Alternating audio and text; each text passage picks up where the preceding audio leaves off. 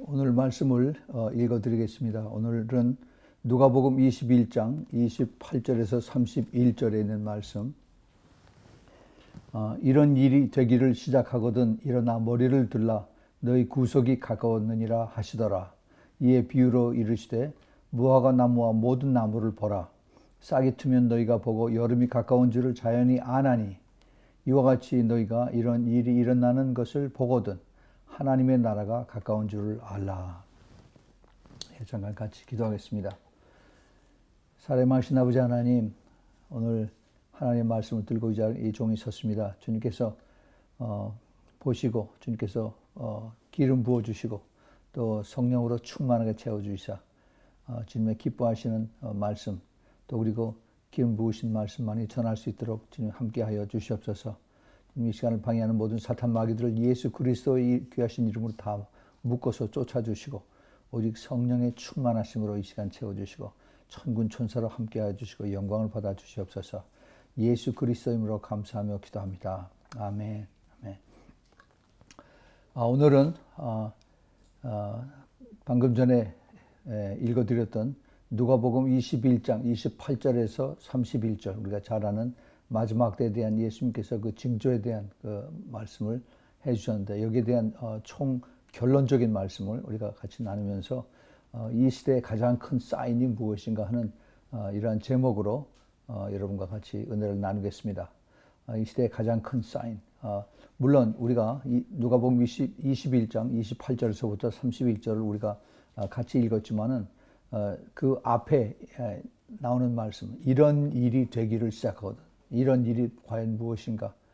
이것을 우리가 앞에 살펴볼 필요가 있습니다. 이것은 21장 그 앞에 그 7절서부터 나오는 마지막 때의 징조에 대해서 주님께서 쭉 말씀하신 그것이 전체가 다 커버가 되어 있습니다. 그래서 27절까지 7절서부터 27절까지 그 앞에 나오는 모든 마지막 때의 징조의 말씀을 주님께서 말씀하시고 이런 일들이 되기를 시작하거든 그러면 일어나서 머리를 들라 그랬습니다. 왜냐하면 너희들의 구속이 너희들의 구원이 가까웠느니라 이렇게 말씀을 하셨습니다. 그리고 나서 주님께서 계속해서 이제 비유로 말씀하시기를 무화과 나무와 모든 나무를 보라 라고 말씀하십니다. 마태복음에는 무화과 나무만 있어요. 그런데 누가복음에는 우리 주님 예수님께서 무화과 나무와 모든 나무를 보라고 말씀하십니다. 무화과 나무는 제가 조금 이따 말씀을 드리겠지만 이스라엘이죠. 그리고 이스라엘을 대표하는 무화과 나무뿐만이 아니라 모든 나무, 다른 나무들, 열방 국가들도 보라 이렇게 말씀하십니다. 그래서 이 나무들이 싹이 나고 나면 너희가 보고 여름이 가까운 줄을 자연히 아나니 이렇게 말씀하셨어요. 그렇죠. 이게 식물들이 그 꽃이 피고 이제 잎사귀가 나고 꽃이 피고 열매가 맺고 또 이런 그 사시사철을 통해서 그 꽃에 또 나무에 그 모든 그 순환이 다 이것이 자연이 이렇게 되는 것을 우리가 압니다. 그래서 이것을 보면은 아하 이게 계절이 벌써 여름이구나 하는 것을 깨닫게 되는 거죠. 여기 31절에 똑같은 말씀이 또 나옵니다. 이와 같이 너희가 이런 일이 나는 것을 보거든 똑같이 말씀하세요. 28절에도 이런 일이 되기를 시작하거든 그리고 31절에도 이런 일이 나는 것을 보거든 하나님의 나라가 가까운 줄 알라 이렇게 말씀하십니다. 물론 우리가 하나님의 주님 다시 이 땅에 오실 것 또 우리가 휴거 일어나는 것에 대해서 우리가 알지를 못합니다. 그 시기와 그 때에 대해서 날짜는 알지 못해요. 그러나 그 앞에 또는 때가 가까워서 그래서 주님께서 이제 이런 모든 일들이 일어나는 그런 것을 보거든 이것을 눈으로 보면은 또 귀로 들으면은 그러면 하나님의 나라가 정말 가까운 줄을 깨달으라라고 이렇게 말씀하십니다. 이 총체적인 모든 그 징조들의 무화과 나무와 모든 나무들이 여기 달려 있습니다. 무화과 나무는 우리가 잘 아는 것 마찬가지로 이스라엘입니다. 이스라엘과 전 세계의 그 변화를 주님께서 말씀하고 계세요. 그런데 어떻게 변화하느냐? 더 악하게 변화합니다. 악하게. 이거는 우리가 부인할 수가 없을 정도로 점점 더 세계가 더 나빠집니다. 악해져요. 사악해집니다. 그래서 이것이 어디서부터 시작이 되느냐면은 인간의 혼에서부터, 인간의 마음에서, 생각에서부터 시작이 됩니다. 그래서 더 악해져서 생각하는 것이 더 악해지고, 그리고 마음 먹는 것이 또, 그리고 그 혼에 있어 모든 그 일어나는 감정과 그다음에 모든 의지와 또 모든 그 반응, 이런 것들이 선한 것이 없이 전부 다 악해지는 그런 것들만 나옵니다. 요즘 우리가 미국에서 그 뉴스를 보면은 텍사스 엘파소에서 아무 이유 없이 멕시칸들이 싫다 해서, 그래서 젊은 청년이 그 기관총을 가져와서 무차별로 사람을 22명을 죽였습니다. 그리고 또 40여 명이 또 부상을 당했다고 그래요. 또 그러고 나서 24시간이 안 돼서 오하이오에서도 또 그런 또 총으로 쐈죠. 이러한 것을 보면서 이게 무슨 뭐 악의 연속으로 이렇게 영향이 돼서, 그래서 수많은 사람들이 이제 죽게 되는 그런 것을 봅니다.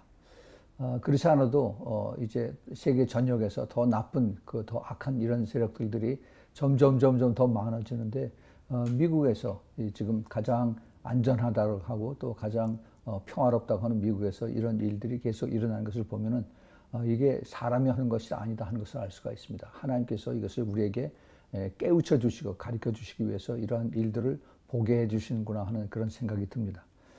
그래서 이런 그 타락의 그 징조, 이 거짓말, 마음이 타락하고 생각이 타락하면은 우리 양심이 더러워져요. 양심이 깨끗해지지 못합니다. 그래서 거짓말하고 속이고 그다음에 결과적으로 도덕이 타락합니다.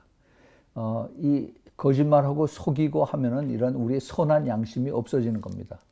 우리가 잘못하고 죄를 졌으면은 우리 양심이 선했을 때 그것이 가책이 되고, 그리고 내가 잘못했구나 가서 용서를 빌거나 아니면 내가 그것을 회개하는 그것이 우리들의 선한 마음인데, 그런데 그렇지 않고 전혀 그 guilty feeling이 없는 것입니다. 자기가 잘못했다고 생각하지 않고 그냥 덤덤하게 더 악한 짓들을 해나가는 것.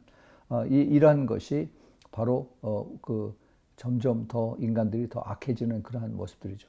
이것이 그것이 이렇게 뿌리를 이렇게 해서 보면은 그것이 결국 어떻게 연결이 되느냐면은 우리 인간들의 가장 그 기본적인 소위 도덕이라고 하는 그 모랄, 이것이 타락해가는 그러한 모습을 우리가 볼 수가 있습니다. 이 도덕의 타락은 여러 가지의 그 뿌리를 내리고 또 여러 가지 더 나쁜 그런 열매들을 맺게 됩니다. 선한 양심이 없어지고 거짓이 더 판치고, 그다음에 그리고 그 잘못한 것을 깨닫지 못하면 그 다음에 남은 것은 탐욕입니다.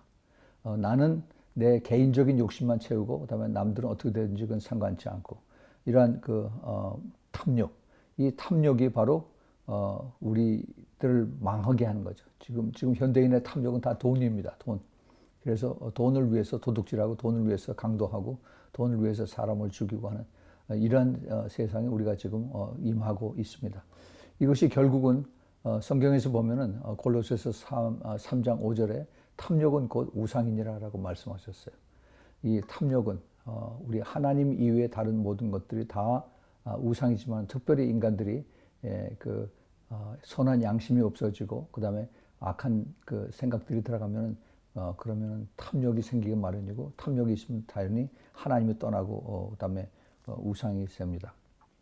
그런데 또 하나 도덕이 타락하면은 도덕적으로 우리의 최소한의 인간의 인격과 그다음에 우리의 그 삶의 기본적인 그 양심을 잊어버리면은 그 다음에 제일 먼저 찾아오는 것이 성적 타락입니다.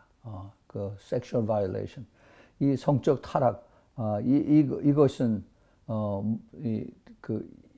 가장 인간들이 소중하게 여기고 거룩하게 여기게 되는 것인데, 이것을 자기네들의 탐욕을 위해서, 그리고 자기네들의 그 본능적인 그 욕구를 차지하기 위해서, 그래서 성적 타락과 그다음에 음란을 정상으로 이렇게 다 여기게 만드는 이런 세상에 이르게 되었습니다.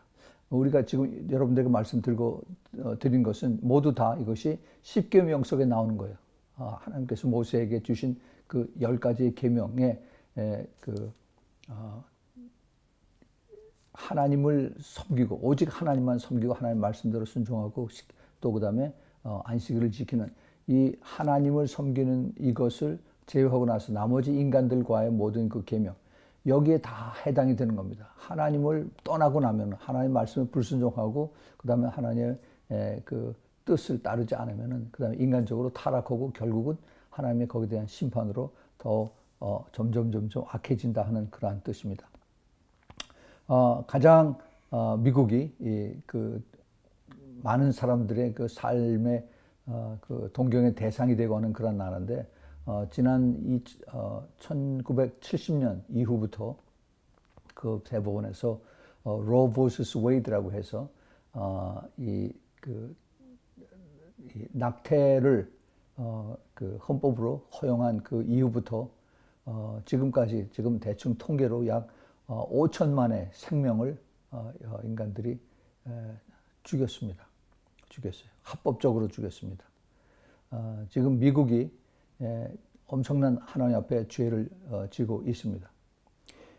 이러한 것이 바로 그 도덕적인 타락은 이것을 눈에 보이는 이러한 그 낙태를 시작으로 해서 그 다음에 점점점 이제는 동성애를 시작으로 해서 그 다음에 이제 소위 LGBT라고 하는 레즈비안, 게이, 그 다음에 바이섹슈얼, 그 다음에 트랜스젠더 이러한 모든 악한 그 세력들이 지금 미국을 전체를 다 덮어가고 있습니다. 미국뿐만이 아니라 지금 이제 이스라엘에도 이 동성애자들이 엄청 많은 숫자로 늘어가고 있고 또 그리고 이제는 무슬림 국가 안에도 그 동성애자들이 늘어나고 있다는 그런 소식을 듣고 있습니다.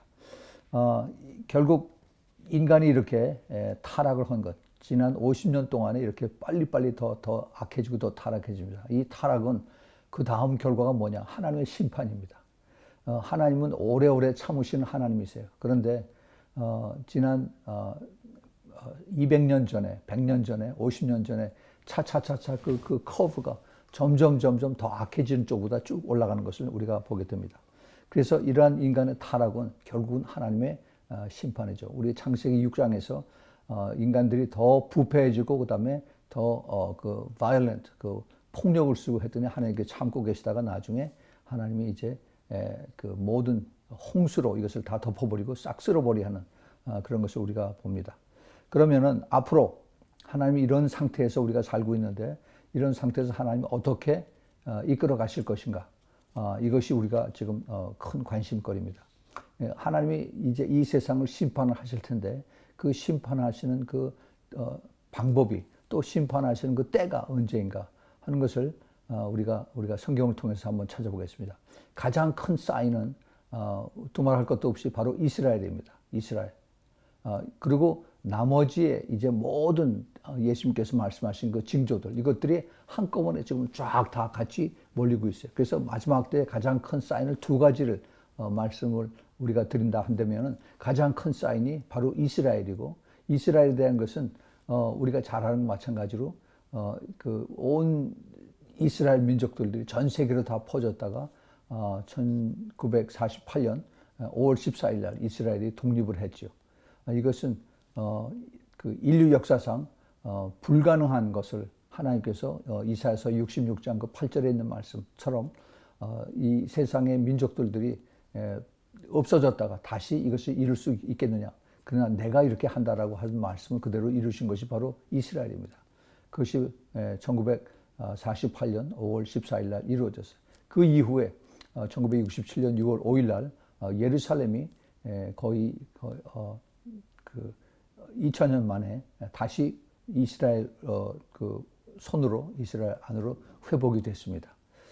이런 것을 보면은 참 그 인간의 히스토리를 통해서 인간의 그 역사를 통해서 하나님이 이것을 다 그 바둑을 두고 계시다, 그 장기를 두고 계시다 하는 것을 볼 수가 있습니다. 그뿐만이 아니라 이제 하나님께서 이스라엘 백성들을 통해서 이제 마지막 때에 하나님의 말씀을 그대로 이루어 가도록 하나님이 그들을 쓰고 계시는 것을 우리가 볼 수가 있습니다.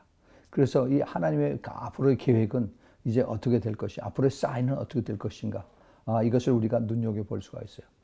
이스라엘이 하나님의 이전 그 가장 중요한 그 타임 테이블이고 사인이고 한다면은, 그럼 나머지 모든 이런 그 이방 나라들과 그다음에 하나님의 모든 그 심판의 사인들, 이런 것들이 한꺼번에 쫙 다 모여서 같이 지금 마지막 때 말씀들이 이루어지고 있는데, 그런데 아까 우리가 무화과 나무와 모든 나무라고 그랬습니다. 무화과 나무는 이스라엘이죠. 그런데 모든 나무는 이스라엘을 제외한 모든 다른 나라들, 열방 국가들을 다 말씀드리고 있습니다. 그런데 이 나라들을 통해서도 징조들이 나타난다는 거죠. 이 나라는 성경에서 얘기하는 이방 쪽에 복음이 들어가서 그 교회가 생겨진 그러한 나라, 교회가 생겨진 그 나라들에게도 사인이 있다는 겁니다. 마지막 때의 사인. 그 사인이 무엇인가? 제가 가끔 그것을 말씀을 드립니다. 근데 지금 이 교회에서 나라마다 이제 교회들이 다 있죠. 이제 제일 처음에 복음이 이스라엘에서 시작을 해서 그 다음에 유대와 사마리아와 그 다음에 이제 소아시아, 지금의 터키를 통해서 유럽으로 건너가서 유럽에서 이제 1600년, 1700년에 그때 아메리카로, 미국으로 이제 복음이 건너와서, 그래서 거기서 큰 번역을 누리다가 1900년, 1800년 말서부터 복음이 이제 미국에서 이제 아시아로 건너옵니다. 그래서 이 아시아 지역에 많은 선교사들을 미국이 보내면서 이제 그 복음의 성령의 역사가 이제 아시아에 들어오죠. 근데 그렇게 된 지가 벌써 100년이 훨씬 넘었어요. 그러고 난 다음에 이제 하나님께서 아시아에서 복음이 어디로 가느냐. 즉 다시 말해서 그 성령의 흐름을 우리가 눈여겨볼 수 있어야 됩니다. 그 성령의 흐름이 이제 전 세계를 쭉 다 돌아서 그래서 다시 예루살렘으로 돌아가는 그런 과정의 제일 마지막 단계에 우리가 있는 것을 우리가 알면 됩니다. 그래서 이제 그 하나님께서 이 성령을 통해서 이제 그 교회를 세우시고 그다음에 교회에서 구원을 얻으시고 하는데, 그런데 가장 큰 사인 중에 하나가 뭐냐면은 바로 그 성령이 교회에서 떠난다는 겁니다. 그러니까 굉장히 참 그 sad한 그런 슬픈 일인데, 지금 현재 그 교회와 성령의 그 항상 같이 가야 되는 그 신부와 성령님과 같이 이루어가는, 그래서 열매를 맺는 이것이 주님께서 기뻐하시는 그 신부의 모습인데, 그런데 지금 신부가 타락함으로 인해서 그래서 교회가 성령님 없이 그냥 종교적인 생활로 다 그대로 가는 것을 우리가 보게 됩니다. 이것이 큰 사인이에요. 교회에서 하나님의 주시는 그러한 성령의 역사로 구원이 일어나는 것이 아니라 지금은 구원의 역사가 점점 줄어들고 그 다음에 오히려 성령이 이제 다른 곳으로 움직인다는 것을 우리가 눈여겨봐야만 됩니다. 그래서 이것이 마지막 때 주님께서 말씀하시는 성경에 나오는 교회의 배도로 우리가 이것을 연결시켜 볼 수가 있습니다. 자, 다시 우리가 그러면은 가장 큰 사인인 이스라엘의 무화과 나무와 그 비유를 우리가 다시 한번 보겠습니다. 마태복음 24장 32절 33절에 무화과 나무의 비유를 배우라. 그 가지가 연해지고 잎사귀를 내면 여름이 가까운 줄 아나니 이와 같이 너희도 이 모든 일을 보거든 인자가 가까이 곧 문 앞에 이른 줄 알라. 즉 여기서 주님께서 이제 마태복음에서 무화과 나무의 비유도 말씀하시는데, 이 무화과 나무의 비유를 말씀하시면서 그 가지가 연해지고 잎사귀를 내면 여름이 가까운 줄 아니라. 즉 무화과 나무가 이 싹이 나고 그다음에 그 잎사귀가 내고 그다음에 거기서 꽃이 나고 열매가 피면은, 그러면 그 무화과 나무의 역할은 다 하는 거죠. 그렇죠? 이 무화과 나무, 즉 비유로 말하는 바로 이스라엘에 대한 것을 주님께서 이걸 잘 말씀하고 계십니다. 그 에레미야서 24장 거기 1절부터 5절에 보면은 그 무화과 나무를 하나님께서 어떻게 이것을 표현하셨는가, 이스라엘이다 표현하셨는데 그거를 잘 말씀하셨어요. 거기 그 보면은 예레미야서 24장 여호와께서 여호와의 전 앞에 놓인 무화과 두 광주리를 내게 보이셨는데, 한 광주리에는 처음 익은 듯한 극히 좋은 무화과가 있고 한 광주리에는 악하여 먹을 수 없는 극히 악한 무화과가 있더라. 여호와께서 내게 이르시되 에레미야야 내가 무엇을 보느냐 내가 대답하되 무화과 이온데 그 좋은 무화과는 극히 좋고 그 악한 것은 극히 악하여 먹을 수 없게 악하나이다. 여호와의 말씀이 또 내게 임하니라. 가라사대 이스라엘의 하나님 여호와가 이같이 말하노라. 내가 이곳에서 옮겨 갈대아인의 땅에 이르게 한 유다 포로를 이 좋은 무화과같이 보아 좋게 할 것이라. 이게 지금 하나님께서 에레미야 선지자에게 이제 이스라엘 백성들을 바빌론으로 포로로 가라고 그랬습니다. 가라고 한 그것을 이제 그 가짜 선지자들이 가면은 죽는다. 여기 하나님이 있으라고 그랬다라고. 그래서 하나님의 말씀을 순종하지 않고 그대로 남아있게 한 그러한 사람들로 나눠서 그래서 좋은 무화과 나쁜 무화과로 주님께서 이제 하나님께서 에레미야 선지자에게 이것을 가르쳐 줍니다. 그래서 순종한 그 이스라엘 백성들, 유대인들, 다니엘 같은 그러한 사람들은 하나님께서 그 좋은 무화과로 보기 좋게 이렇게 만들겠다라고 하신 그 말씀입니다. 분명히 우리가 이스라엘 백성들을 무화과 나무, 무화과 열매로 표현한 것을 볼 수가 있어요. 자, 우리가 또 한 가지 우리가 생각해 볼 것이 그 무화과 나무에 대한 저주를 하신 것을 우리가 잘 압니다. 마태복음 21장 18절서부터 20절까지 보면은 이른 아침에 성으로 들어오실 때 치장하신지라 길가에서 한 나무를 무화과 나무를 보시고 그리로 가서 잎사귀밖에 아무것도 얻지 못하시고 나무에게 이르시되 이제부터 영원토록 내가 열매를 맺지 못하리라 하시니 무화과 나무가 곧 마른지라. 제자들이 보고 이상히 여겨 가로되 무화과 나무가 어찌하여 곧 말랐나이까. 여기 지금 그 무화과 나무가 마른 것을 제자들이 보고 깜짝 놀랐죠. 근데 예수님은 그 무화과 나무 열매가 없는 것을 보고 저주를 하셨어요. 아침에 저주를 하시고 저녁에 가시면서 거기 봤더니 그 나무가 완전히 잎사귀째 그냥 다 싹싹 말라버린 겁니다. 죽어버렸어요. 자, 이것을 우리는 이제 주님의 말씀의 능력이 나무에도 임해서 우리가 그 나무에도 그 생명이 없는 그런 나무에도 우리가 기도를 할 수가 있다라고 이렇게 얘기하는데 이것은 훨씬 더 영적으로 더 깊습니다. 그뿐만이 아니라 예수님께서는 무화과 나무, 즉 이스라엘 나라, 이스라엘 백성들에 대해서 열매를 요구하십니다. 이스라엘의 열매. 이스라엘의 열매는 이스라엘이 하나님 앞에 택함 받고 이스라엘이 하나님 앞에 제일 먼저 말씀을 받은 나라로 가장 큰 축복을 받은 나라.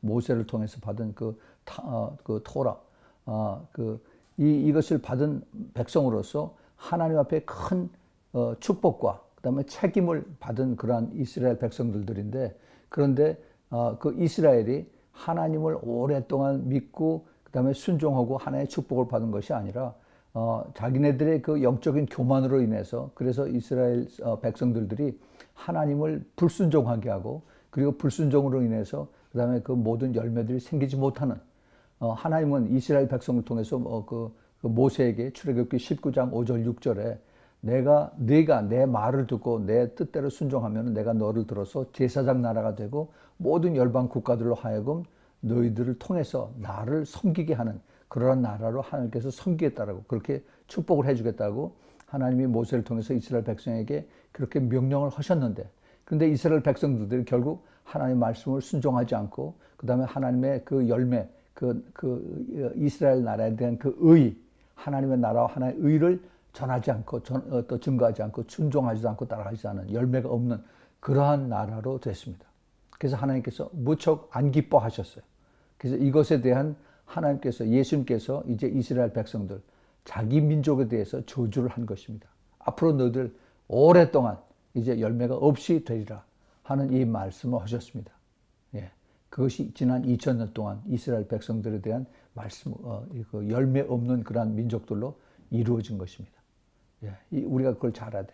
그런데 주님께서 그 하신 말씀의 뜻이 예루살렘에서 이제 올라가시면서 베다니에서 이제 예루살렘 그 높은 성으로 올라가시면서 그 무화과 나무에 대해서 저주를 하시고 그 다음에 다시 내려오시면서 똑같은 무화과 나무에서 말라 있는 그 모습을 본 것은 예수님께서 그 무화과 나무가 거기에 열매가 없는 것을 아시면서 거기에 명령을 하시고 저주를 하셨습니다. 왜냐? 예수님이 우리가 잘 알죠. 예수님이 그 마지막 때 그 예루살렘으로 올라가신 것은 그 유월절을 불과 한 나을 닷새를 남겨놓고 그리고 올라가셨습니다. 예. 그 예루살렘에 그 어린 양으로서 가서 세상 죄를 지고 한 어린 양으로 주님께서 이제 죽으시는 그 유월절을 지키시기 위해서. 유월절이 언제입니까? 3월 말 4월 초쯤인데 그 계절적으로 무화과 그 열매가 맺혀지는 것이 그때가 아니에요. 그때가 아닙니다. 그때는 그냥 이 잎사귀만 무성하게 피고 그다음에 열매는 그때 열리지 않습니다. 예수님이 그걸 아셨어요. 아시면서 이 말씀한 것은 그보다 훨씬 더 깊은 뜻이 있다는 것을 우리가 깨달아야 돼요. 그냥 기도만 하신 것이 아니라 예수님은 그 열매 없는 이스라엘 백성들, 열매 없는 그 유대인들에게 주님께서 아주 안 기뻐하신다 하는 그 뜻을 가르쳐 주시고 우리에게 이것을 교훈으로 가르쳐 줍니다. 자, 우리 교회들은 어떻습니까? 우리 교회들, 주님께서 똑같이 우리에게 말씀하십니다. 너희들에게 열매가 있느냐? 여기 아까 우리가 주님께서 그렇게 말씀하셨죠. 누가복음 21장에서 그 무화과 나무와 모든 나무라고 그랬어요. 모든 나무는 열방에 있는 모든 나무들입니다. 다시 말해서 열방에 있는 교회들에 대한 말씀이에요. 똑같이. 너희들이 열매가 있느냐? 이 교회들. 지금 열매가 없습니다. 열매가 지금 다 말라 비틀어지고 그리고 그냥 벌레가 먹어서 지금 뚝뚝뚝뚝 떨어지는 그러한 상태에 있습니다. 우리 하나님께서 그걸 보시고 이스라엘에 대한 하나님의 주시는 그 약속의 말씀, 이것이 떠나가고 이제는 그 저주가 임하는, 하나님의 심판이 임하는 그런 것을 우리가 여기서 볼 수 있어야 됩니다. 모든 나무에 대해서 주님께서 똑같이 말씀하고 계세요. 이제 내가 오래오래 참았으니까 이제 많은 축복을 내린 그러한 너희들이 이제는 돌이켜서 빨리 회개하지 않으면 그 다음에 내가 떠난다, 성령이 떠난다 하신 말씀을 여기서 하십니다. 그 열매가 없다고 하는 것은 하나님의 그 성령의 역사가, 성령의 임재가, 성령의 그 열매로, 성령의 능력으로 나타나는 것이 하나도 없다 하는 그런 뜻입니다. 이것은 우리가 굉장히 깊은 뜻이 있습니다. 제가 거기에 대해서는 다음에 다시 한번 말씀을 드리기로 하고, 그 다음에 이제 우리가 또 한번 다시 볼 것은 이제 하나님께서 우리를 신부들을 심판하시기 전에 환난 전에 데려가신다 하는 것입니다. 이것은 뭐 신약에 있어서 교회들에 있을 때만 말씀하시는 것이 아니라 이미 오래 전에 그 이사야 선지자에게 하나님께서 하신 말씀이 있습니다. 똑같은 말씀이에요. 이사야 선지자 이사야 26장 19절서부터 21절에 주의 죽은 자들은 살아나고 우리의 시체들은 일어나라. 이제 죽은 자들이 먼저 부활하고 그 다음에 티끌에 거하는 자들이 너희는 깨어 노래하라. 주의 이슬은 빛날 이슬이니 땅에 죽은 자들을 내어 놓으리라. 내 백성아 갈지어다. 내 밀실에 들어가서 내 문을 닫고 분노가 지나기까지 잠깐 숨을지어다. 보라, 여호와께서 그 초소에서 나오사 땅의 거민의 죄악을 벌하실 것이라. 땅이 그 위에 잦았던 피를 드러내고 그 살해당한 자는 다시는 가리우지 아니하리라.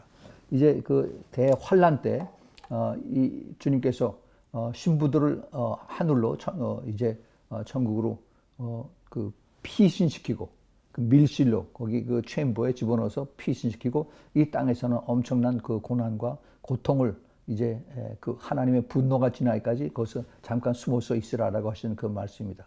자, 이것이 바로 교회들에게 하나님 주시는 그 축복이고, 그런데 그 모든 교회가 다 그런 축복을 받느냐? 안 그렇습니다. 정말 택한 예수 그리스도의 신부들이나 그렇지 모든 교회들이 다 그 밀실 속에 들어가서 그 신부들하고 같이 그러한 대접을 받느냐? 그렇지 못합니다. 이것이 우리가 잘 아는 요한계시록 3장 10절에 있는 말씀입니다. 내가 인내의 말씀을 지켰은즉 내가 또한 너를 지키어 시험의 때를 면하게 하리니 이는 장차 온 세상에 임하여 땅에 거하는 자들을 시험할 때라. 그 7교회 중에서 오직 그 빌라델피아 교회만 시험의 때를 면하게 하시겠다라고 주님께서 약속에 말씀하십니다. 시험의 때, the time of tribulation. 하나님은 우리 교회에게, 특별히 그 빌라델피아 교회에게 시험의 때를 면하게 한다라고 이렇게 약속에 말씀하셨습니다. 7교회 전체에 하신 말씀이 아니라 빌라델피아 교회에게만 이 말씀을 하셨어요. 시험의 때를 면하게 하리라. 즉 다시 말해서 환난을 이 땅에서 거치지 않게 해주시겠다는 그 약속의 말씀입니다. 그 환난이라고 하는 이것을 그 좀 더 사람들이 이거 가지고 지금 말이 많은데 시험의 때를 미연하게 한다. 이것이 과연 무엇인가? 이게 문자적으로 이것을 잘 보면은 헬라 말로 그 에크라고 하는 단어를 씁니다. 다시 말해서 이것이 뭐뭐로부터 out of 그러니까 시험으로부터 이것을 지키게 해주신다. 시험에 들지 않게 해주시겠다 하는 그러한 약속의 말씀을 우리가 확실하게 깨닫고 그리고 가야겠습니다. 이 말씀뿐만 아니라 데살로니가전서 1장 10절에 보면은 죽은 자들 가운데서 다시 살리신 그 아들이 하늘로부터 강림하심을 기다린다고 말하니 이는 장래에 노하심에서 하나님 심판에서 우리를 건지시는 예수니라 이렇게 말씀하십니다. 예, 그래요. 우리 주님께서 우리를 그만큼 주님의 진정한 신부들은 주님께서 그대로 이 땅에서 고생하고 그 다음에 고통당하게 내버려두지 않고 우리를 먼저 구원하신다 그런 뜻입니다. 자, 그럼 다시 그 처음에 얘기했던 이스라엘에 대해서 또 그리고 이스라엘을 중심으로 한 그 가장 그 주위에 있는 그 중동 국가에 대해서 우리가 한번 좀 다시 한번 자세히 살펴보겠습니다.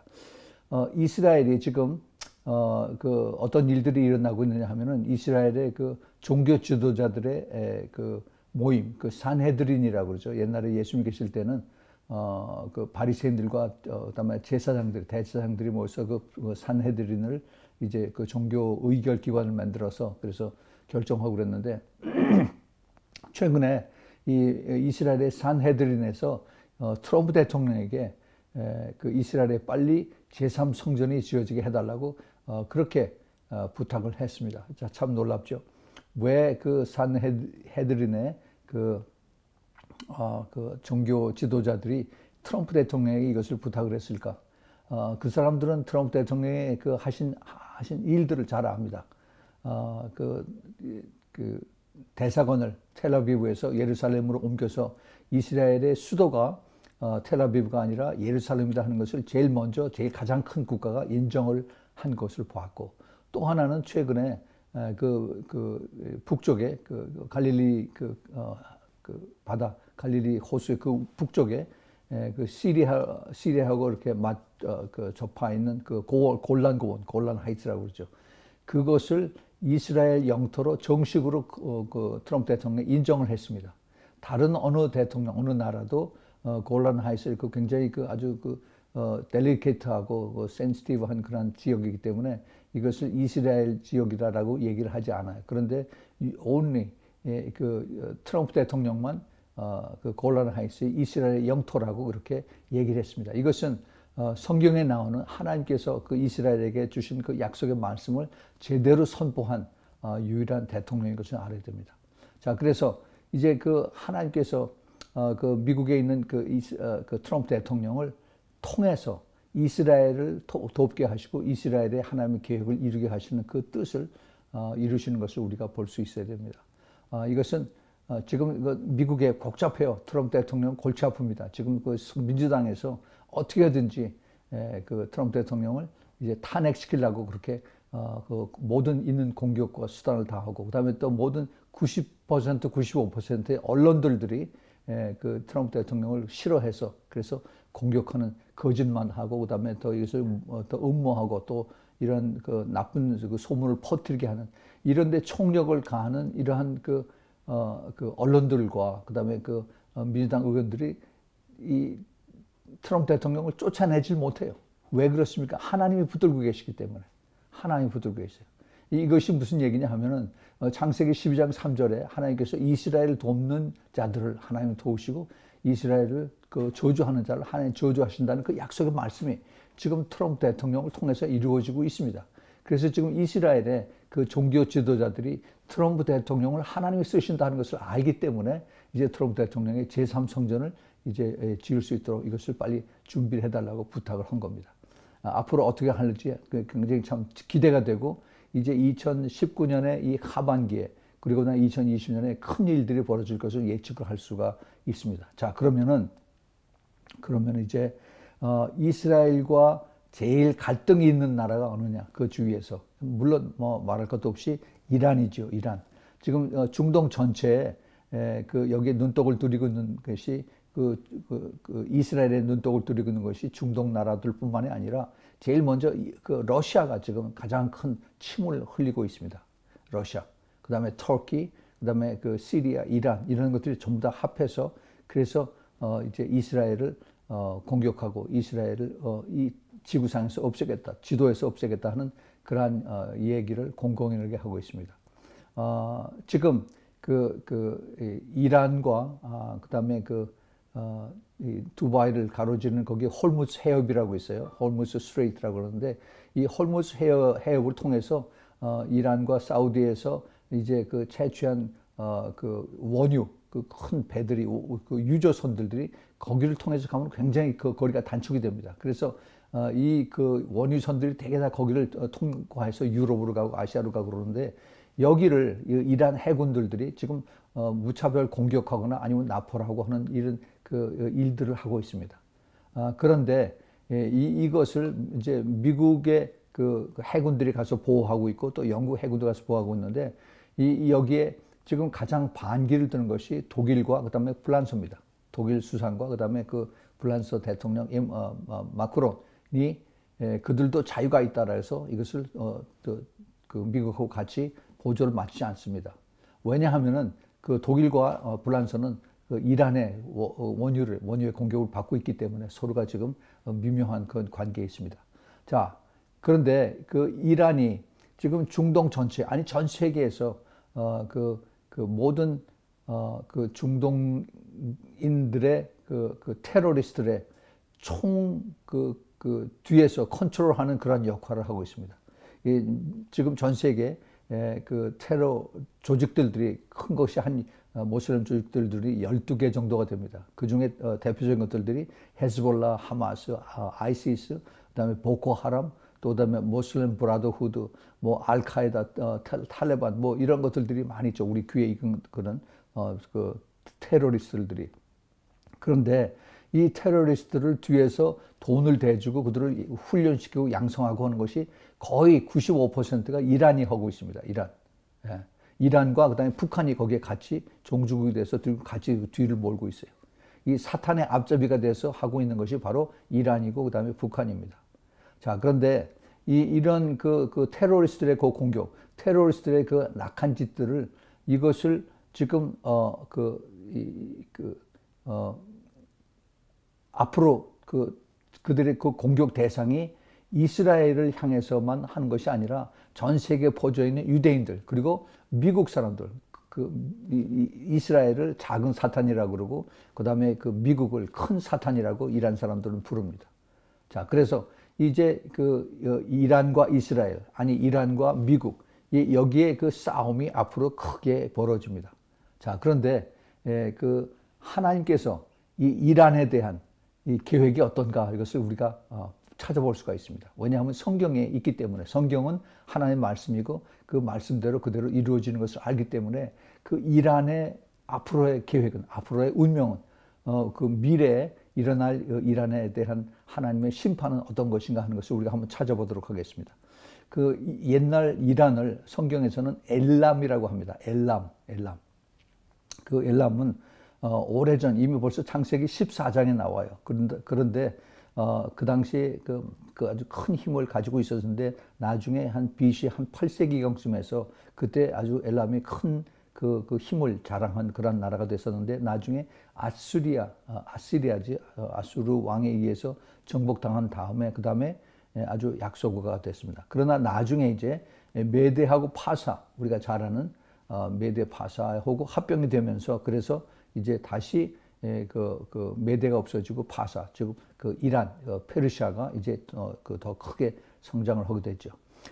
근데 그 국경이 지금은 이란하고 이라크이 나눠지고 있지만은 그 당시에 옛날에 그 이라크와 이란의 그 국경이 나눠진 분수령이 정확히가 않아요. 그래서 그 당시에는 거의 같은 지경으로 같이 움직인 것을 볼 수가 있습니다. 그래서 그 다니엘서 8장에 보면은 그 당시에 수도라고 하는데 수사는 바사 왕국의 중심 역할을 했다. 이렇게 얘기를 합니다. 근데 이 바사는 수산과 바사, 즉 페르시아의 그 왕국이 바로 엘람이다 하는 것을 볼 수가 있어요. 이사야서 21장 2절에도 혹독한 묵시가 내게 보였도다. 이사야 선지자가 받은 하나님의 계시입니다. 주께서 가라사대 때 속이는 자는 속이고 약탈하는 자는 약탈하도다. 엘람이여 올라가고 메대여 싸워라. 그래서 그 엘람과 메대가 같이 이제 합해서 힘을 싸우는 이러한 것을 이제 이사야 선지자가 그 계시로 받은 것을 볼 수가 있습니다. 또 그리고 이제 그 다니엘서 8장 2절에 내가 이상을 보았는데 내가 그것을 볼 때 내 몸은 엘람도 수산성에 있었다.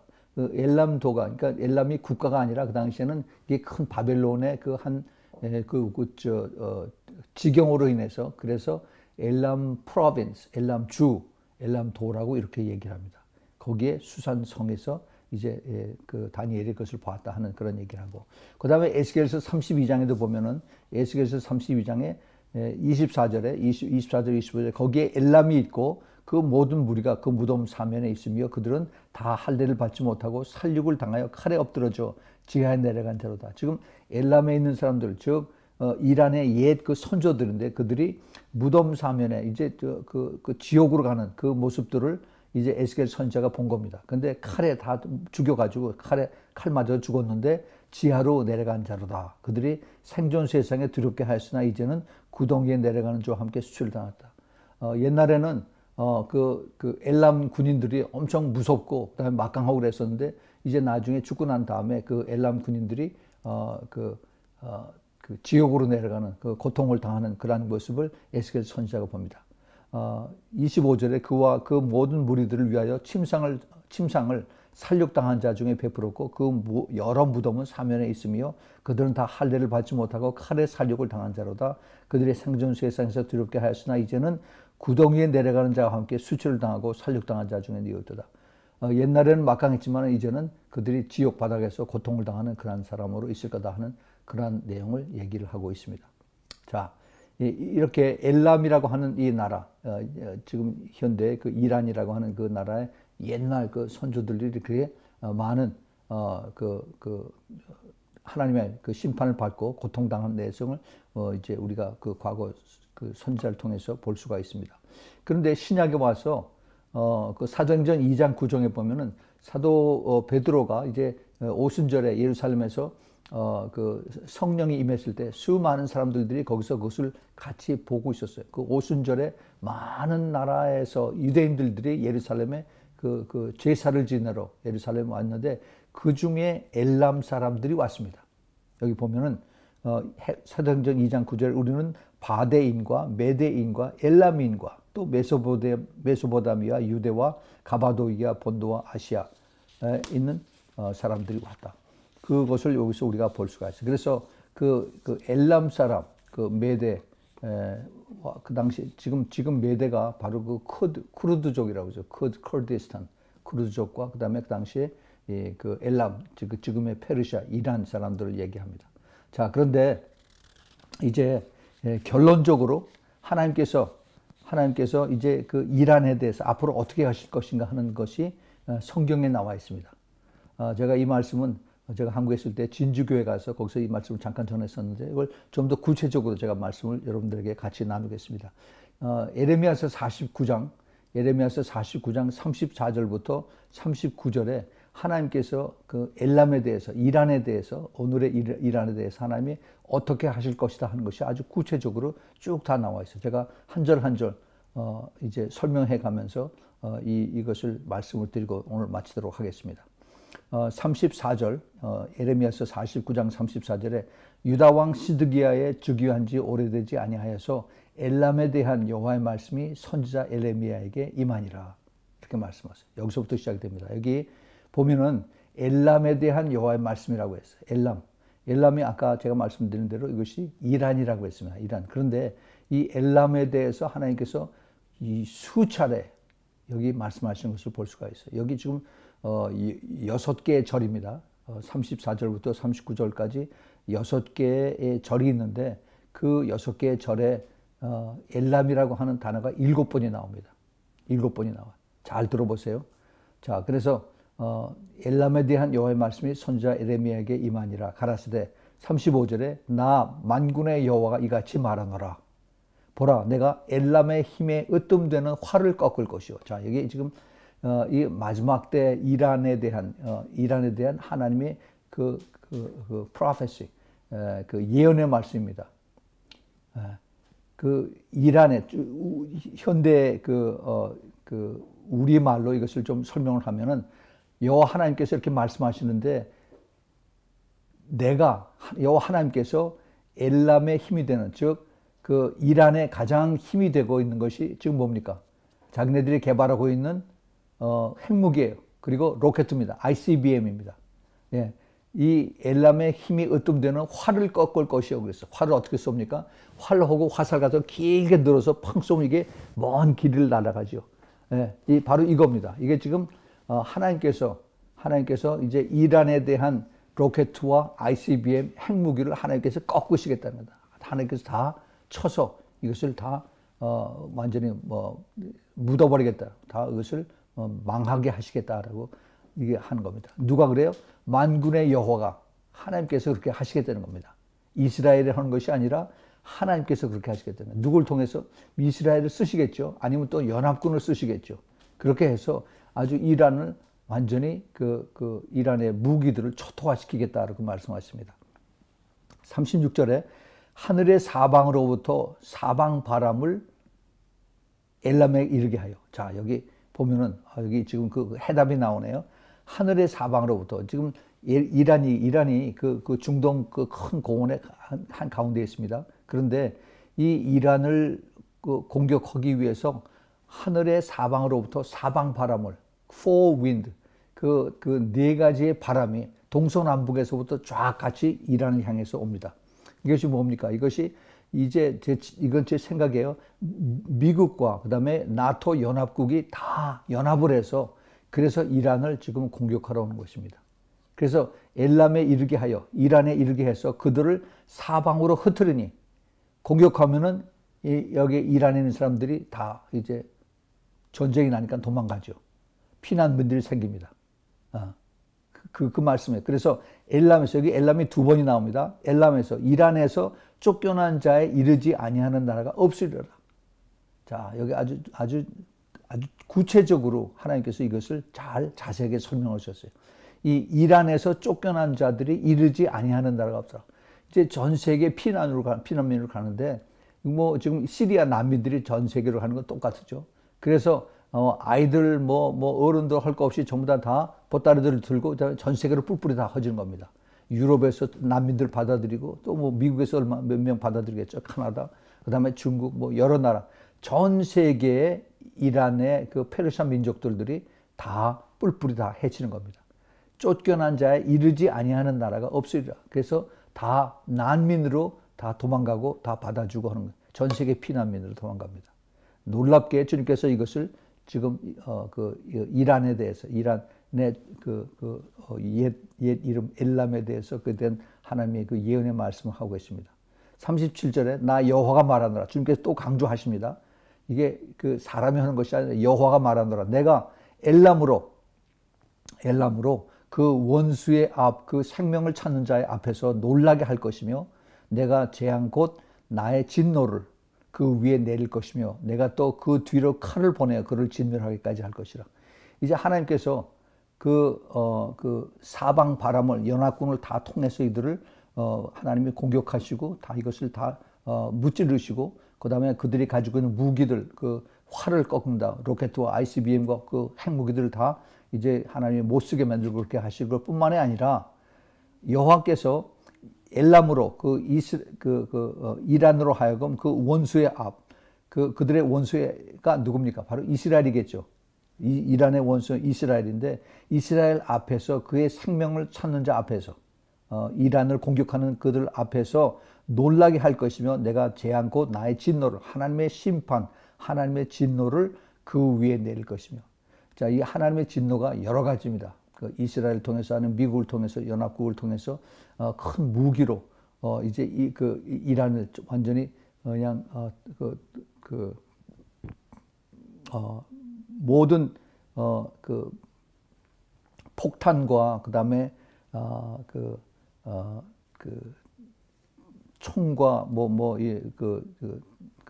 핵무기와 이런 것으로 완전히 이란을 쑥대밭을 만드는 것뿐만이 아니라 그뿐만이 아니라 하나님의 그 natural disaster, 하나님께서 이 그 천연 재해를 같이 내려서 동시에 지진이 일어나게 하고 그다음에 또 거기에 홍수가 일어나게 하고 또 전염병이 일어나게 해서 완전히 하나님의 심판이 그 위에 이것을 다 진멸하기까지 하겠다. 그 뒤에 칼을 보낸다라고 해서 하나님의 무기를 쓰십니다. 육해공군, 핵무기 다 동원해서 이란을 완전히 그 아주 자취를 감추게 그렇게 하시겠다는 겁니다. 38절에 내가 나의 위는 하나님의 트론입니다. 하나님의 권좌, 보좌를 엘람에 베풀겠다라고요. 즉 하나님의 그 진노의 심판의 총 헤드쿼터가 바로 이란이다 하는 겁니다. 예, 그 이란에 하나님의 그 전략 본부를 거기다 세우시고 그 다음에 왕과 족장들을 그곳에서 멸하리라. 야, 무서운 말씀입니다. 그 다음에 그 이란의 왕 코메니, 그 다음에 그 족장들, 종교 지도자들, 이런 그 수염 길고 그 머리에 터번 쓴 이런 사람들을 총으로 전부 다 같이 모아서 그들을 왕과 족장이라고 해서 종교 지도를 그곳에서 하나님이 멸하시리라고 해서 하나님이 그곳에 그 전략 본부를 세워서 그들을 아주 완전히 그 악한 마음들을 가지고 그리고 하나님의 백성 이스라엘을 공격하고 싫어했다고 하던 이것을 하나님께서 다 제거하신다는 겁니다. 하나님이 하시겠다는 거예요. 여호와의 말이니라. 자, 그런데 놀란 말이 있습니다. 39절 제일 마지막에 그러나 끝날에 이르러는 내가 엘람의 포로를 돌아오게 하리라. 여호와의 말이니라. 이게 무슨 말씀이에요? 하나님께서 미워서 싫어서 그들을 다 쑥밭으로 다 만들고 다 죽여버리고 다 없애버리고 난 다음에 하나님이 내가 엘람의 포로를 돌아오게 해라. 다 도망갔었죠. 도망갔어요. 여러 나라의 그 피난민으로 다 도망가고 그리고 그 전 세계에 뿔뿔이해졌던 이 사람들을 다시 돌아오게 하는데 그런데 이 사람들이 어떤 사람이냐? 이란 안에서 예수 그리스도를 믿는 크리스천들들 많이 있습니다. 지금 이 새틀라이트 텔레비전, 위성 텔레비를 통해서 인터넷을 통해서 이란 안에서 크리스천들의 그 지하 교회가 엄청나게 불어난다고 하는 그런 그 통계가 지금 나오고 있습니다. 가장 많이 크리스천들의 수가 일어나는 것이 이란이고 그다음에 이집트라고 하는 그런 얘기를 제가 얼마 전에 들었습니다. 지금 그래서 이런 사람들이 이제 그 이란이 풍지박산이 나니까 도망가야죠. 다른 나라 이제 그 자기 난민으로 받아주는 이런 나라들을 도망갔다가 주님께서 그들을 다시 이제 이란으로 돌아오게 합니다. 이란 내에 크리스천들이 또 있습니다. 누구냐 하면은 이란 안에 그 자기도 모르는 사이에 그 이스라엘의 열 왕국이 있었죠. 북왕국, 열 왕국 이스라엘이 이들이 이제 뿔뿔이해지면서 전 세계로 다 퍼져나왔어요. 근데 상당 부분이 시리아와 그다음에 이란, 파키스탄 그쪽에 많이 퍼져 있어요. 그래서 이란에서 살다가 오래 자기 그 대대조조 거기서 살다가 이런 사람들이 도망을 갔었는데 이 사람들이 다시 돌아옵니다. 이란으로. 왜 돌아오느냐? 그 사람들은 하나님이 그들의 그 혈통을 알아요. 그들이 그 이스라엘 백성들의 유대인의 혈통을 가지고 있는 것을 압니다. 사람들은 몰라요. 그러나 거기서 돌아서 살아오는 이 사람들은 하나님이 알고 계세요. 그래서 하나님이 그 사람들을 나중에 다시 고르십니다. 이거는 우리가 영적인 눈으로 봐야 되는데 지금 이 중동 지역에 이스라엘을 제외하고 나서 요르단과 그다음에 그 시리아와 그다음에 또 터키 그다음 특별히 또 그 쿠르드, 그 쿠르디스탄 그다음에 그 이란, 이라크 이쪽에 우리가 알지 못하는 유대인들이 혈통이 거기 많이 있습니다. 그 유대인들을 주님께서 나중에 다시 부르세요. 그래서 그들을 구원하십니다. 이것이 하나님의 방법이에요. 이것이 약속에 있는 말씀입니다. 우리는 누군지 몰라요. 그런데 그 피를 가진 사람을 하나님은 아세요. 하나님이 이들을 마지막 때 다시 돌이켜서 그래서 그들을 내가 내 자손으로 삼고 그들을 구원하시겠다는 그 하나님의 약속의 말씀입니다. 자, 여기서 우리가 예레미야서 49장 34절부터 39절에 있는 하나님의 이란에 대한 계획을 우리가 찾아봤습니다. 이건 하나님의 말씀이에요. 여호와의 말이니라 그랬습니다. 하나님께서 직접 그 예레미야 선지자에게 하신 말씀이에요. 이 말씀은 진리고 그대로 이루어집니다. 이 말씀들이 지금 우리 눈앞에 와 있어요. 이란은 지금 자기네들이 그 북한의 도움을 받아서 노스코리아의 도움으로 핵무기가 거의 다 되고 그다음에 그 로켓 ICBM 로켓가 지금 거의 완성 단계에 있습니다. 그 로켓 기술은 북한이 아주 발달이 돼서 북한 기술자들이 500명, 600명이 이란에 벌써 한 10여 년 전서부터 머물고 있으면서 이 기술들을 다 도와줬어요. 그래서 북한에 돈이 필요한 것은 이란에서 많이 대주고 기름을 대줬습니다. 자, 그렇게 해서 이란이 지금 거의 완성 단계에 있는데 지금 그 대통령인 그 로하니 이전에 그 아마디네자드라고 하는 그 이란 대통령이 핵무기와 그 ICBM이 완성이 되면 제일 먼저 이스라엘을 공격하겠다라고 그렇게 공공연하게 얘기를 했던 것이 바로 엊그제입니다. 이 사람들은 자기네들이 이것을 이제 만들면은 반드시 먼저 이스라엘을 공격할 것을 약속을 하고 있습니다. 그런데 하나님께서 지금 오늘 약속의 말씀 우리가 봤죠. 하나님이 하실 말씀입니다. 여호와의 말입니다. 하나님께서 이것을 다 완전히 없애버리고 그 중에서 택한 사람들을 하나님 구원하시겠다는 하나님의 약속의 말씀입니다. 이것이 마지막 때의 사인이에요. 이스라엘과 그 다음에 이란에 대한 하나님의 계획입니다. 이것을 우리가 잘 알지 못하면은 그러면은 우리는 세상하고 같이 뭐 계속 더 싸우고 계속 더 서로 힘들고 이렇게 하겠구나. 우리 하나님은 이 대한민국에 대해서 뭐 여러 가지 지금 정치적으로 복잡하고 그러는데 궁극적으로 우리가 잘 눈여겨봐야 될 것은 이스라엘과 이란을 우리가 잘 보면 됩니다. 그만큼 이제 주님께서 우리를 데려가실 시간이 훨씬 더 가깝고 그다음에 그 제3 성전이 지어질 이런 시간이 더 가깝고 그리고 이제 주님께서 우리를 데려가는 그 순서만이 남아있는 것을 우리가 깨닫게 됩니다. 여러분들 이 말씀을 잘 들으시고 정말 우리가 눈여겨봐야 될 것은 이제 우리가 전 세계를 바라볼 때 우리가 어디를 영적으로 가장 중요하게 생각으로 그것을 봐야 될 것이라는 것을 다시 한번 우리가 오늘 말씀을 통해서 깨닫고 하나님의 마지막 때의 계획은 뭐 김정은을 구원한다 쓸데없는 이런 생각을 하지 말고 하나님께서 이제 이스라엘과 이란을 통해서 하나님 어떻게 일하시나 하는 것을 잘 보면서 그러면 나의 믿음은 내가 어디 와 있는가? 내가 이방 교회로서 지금 성령과 같이 계신가? 아니면 내가 성령하고 아무 상관없는 그런 나의 신앙생활을 하고 있는가? 여러분 철저히 잘 봐서 빨리 회개하고 돌이켜서 정말 주님 앞에 올바로 설 수 있는 여러분들이 되길 꼭 축복을 드립니다. 같이 기도하겠습니다. 사랑하는 아버지 하나님, 참 감사합니다. 주님께서 저희들에게 깨어 있어야 할 그런 그 이유를 알게 하시면서 마지막 때 특별히 이스라엘과 이란에 대해서 저희들이 더 그 깊은 인사이트를 깨닫게 해주신 진심으로 감사드립니다. 주님, 저희들이 여러 환경 속에서 저희들이 그 눈에 보여지는 것이 항상 내 앞에 있는 것들만 가지고 우리가 자꾸 그 정신을 빼앗기고 또 나의 그 영혼을 빼앗기고 또 그리고 판단이 흐려지고 하는데 주님 오늘 이 말씀을 통해서 우리가 더욱더 하나님의 뜻을 하나님의 말씀을 그리고 하나님의 그 예언의 말씀들이 어떻게 이루어지는 것을 또 우리가 보면서 더 깨어서 기도하고 내 자신이 주님 앞에 올바로 설 수 있는 그러한 자리로 갈 수 있도록 성령님께서 도와주시고 모두 붙들어 주시고 축복하여 주옵소서. 이제는 우리 주 예수 그리스도의 그 놀라우신 그 은혜와 또 하나님 아버지의 놀라우신 그 아가페의 사랑과 그리고 이제 성령 하나님의 내주하심과 교통하심과 인도하심과 기름 부으심이 이제 깨어서 기도하며 주님의 아름다운 신부가 되길 위해서 오늘도 회개하고 깨끗하고 거룩하기를 기뻐하는 주님의 사랑하는 성도들 그 머리 위에 그 가정 위에 또 하는 모든 일 위에 지금부터 영원까지 함께 있기를 예수 그리스도의 이름으로 축원하옵나이다. 아멘. 아멘. 아멘.